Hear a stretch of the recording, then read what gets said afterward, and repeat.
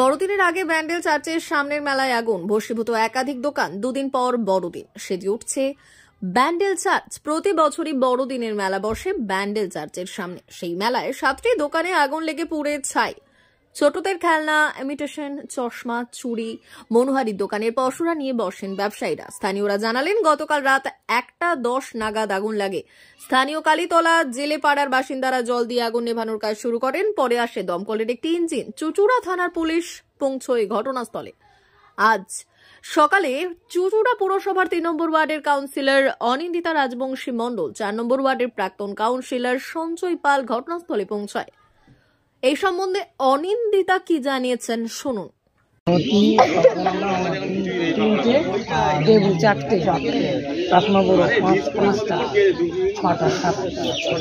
আগুনটা হঠাৎ আমাদের পাড়ার একটা ছেলে, কটা পুলিশ আসছিল, আস্তে আস্তে ও আসছে, আস্তে আস্তে তারপর দেখছে আগুন, তখন ও ছুটে, এবারে ও কি করবে, কাউকে চেঁচাতে পারছে না, তো ওপার থেকে এই পারে আসতে পারছে না।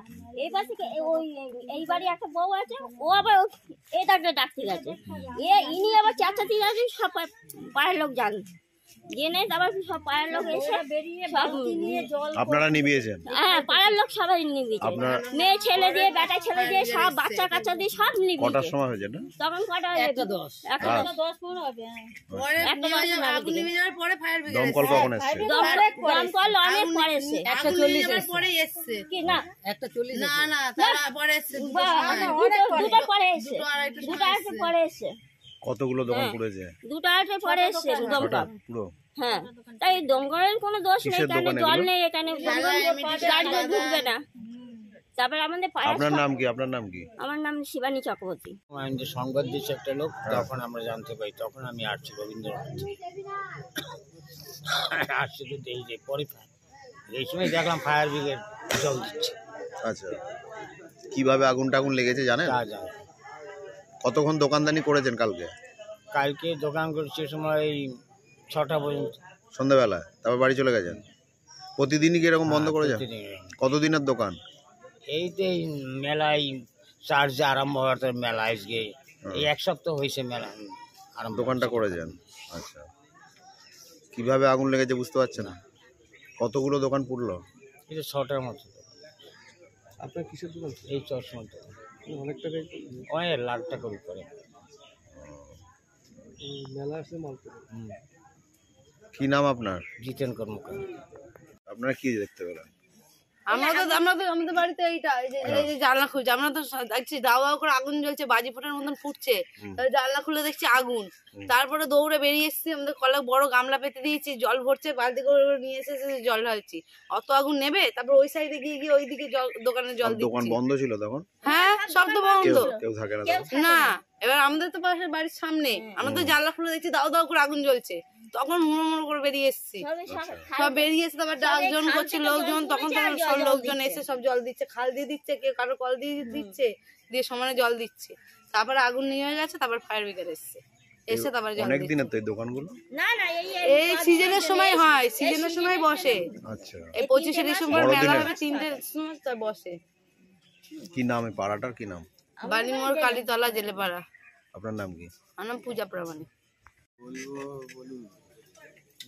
সব থেকে বড় দোকান আমার, 1.5-2 লাখ টাকার মাল তোলা রেখেছি, উপরে নিচে সব মাল। এই রবিবার সোমবার মার্কেট আছে, সব তো শেষ হয়ে গেছে। কিসের দোকান আপনার? কিসের দোকান ছিল? খেলনার দোকান।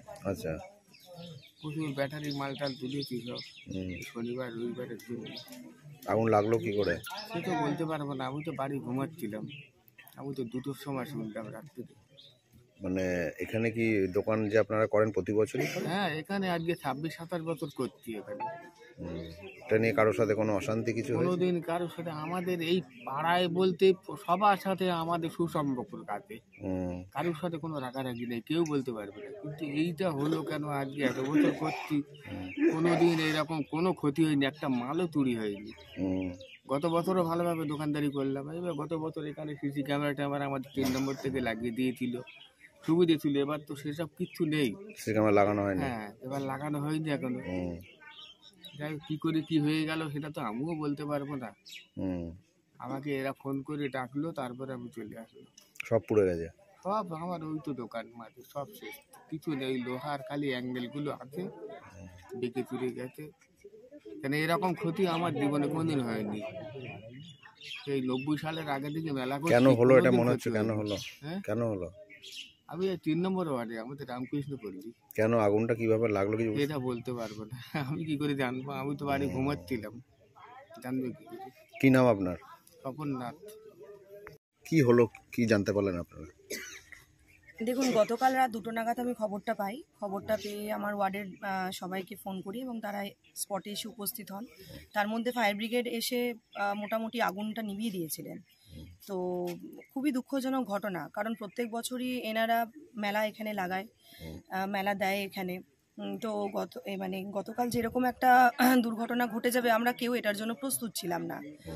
তা শর্ট সার্কিটেরও এটা কোনো ব্যাপার নয়, কারণ এখানে ইলেকট্রিসিটি সেভাবে কোনো ব্যাপার থাকে না। তা যাই হোক, কিভাবে লাগলো সেটা প্রশাসন আছে, প্রশাসন তদন্ত করবে যে কিভাবে আগুনগুলো লাগলো। প্রায় 6-7খানা দোকান প্রায় ভস্মীভূত হয়ে গেছে, আপনারা দেখতেই পাচ্ছেন। তো খুবই দুঃখজনক, মানে আমাদের সত্যি বলছি ভীষণ খারাপ লাগছে, কারণ এত বছর ধরে এনারা এখানে দোকান দেয়। এবং আমাদের পরিকল্পনা ছিল যে আমরা 23 তারিখে, আমরা গত বছরও আমরা 23 তারিখে আমরা সিসিটিভিটা লাগিয়েছিলাম। তো গত বছর সিসিটিভি লাগানোর পর খুবই আমাদের সুবিধা হয়েছিল, কিন্তু এত তাড়াতাড়ি যে এরকম একটা দুর্ঘটনা ঘটবে আগেই বললাম যে এর জন্য আমরা প্রস্তুত ছিলাম না। মানে কালকেও আমাদের আলোচনা হয়েছে যে আমরা 23 তারিখ সিসিটিভি লাগাচ্ছি। না, এটা কি ধরুন, এরা তো প্রতি বছরই দোকান করে, এরা বলছেন যে এখানে কোনো সমস্যা নেই, এখানেই নিশ্চয় দুর্ঘটনা নাকি কেউ লাগিয়ে দিয়ে থাকতে পারে? দেখুন, এটা তো ঠিক বলা যাচ্ছে না। এটা প্রশাসন বুঝবে তদন্ত করে, যেটা দুর্ঘটনা নাকি কেউ এটা বদমাশি করেছে। হ্যাঁ, তবে কেউ যদি বদমাশি করে থাকে তাহলে এটা আমি সত্যি মানে অন্তরস্থল থেকে ধিক্কার জানাই, কারণ এখানে তো গরিব মানুষেরাই নিজেদের ব্যবসার জন্য, দুটো পয়সার জন্য এই একটা মাসে যে সারা জায়গা থেকে যে লোকজন আসে, এই আমাদের ব্যান্ডেল চার্চ যেহেতু একটা ঐতিহাসিক জায়গা, বিভিন্ন জায়গা থেকে যেখানে মানুষের সমাগম হয়, এই 1 মাসে তারা এখানে মেলাটা দেয়।